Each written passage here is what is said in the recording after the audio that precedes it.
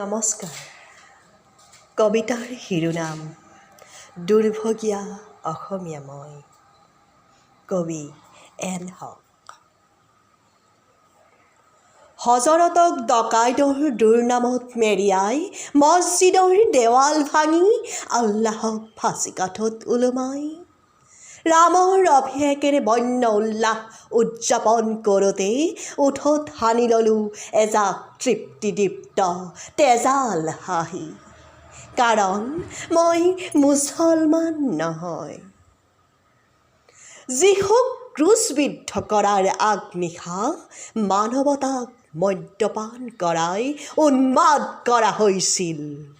মেঘমল্ল আকাশত মাতাল শগুন এজাকৰ দুচকুত পিৰপিৰাই উঠিছিল ললোক দৃষ্টি।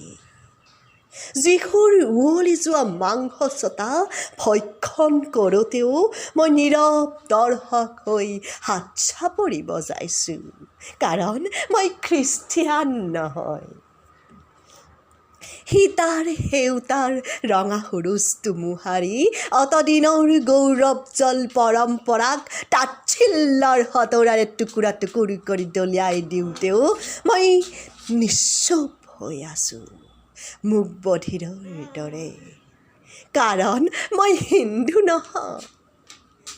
সিহঁতৰ ৰতপালিতৰ ধুমুহাত মোৰ ঠাল ঠেঙুলিত ওলমি থকা জাতি উপজাতিবোৰ সৰি পৰিছিল এটা এটাকৈ ফাগুনৰ ধুঁৱলি বুলীয়া সৰাপাত হৈ।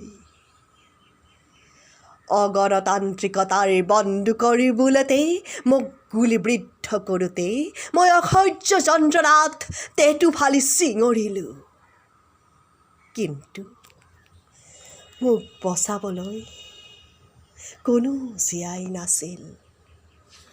মোৰ চৌদিশে ডেউকা কোবাইছিল মাথো এজাক ভোগবাদী শগুন।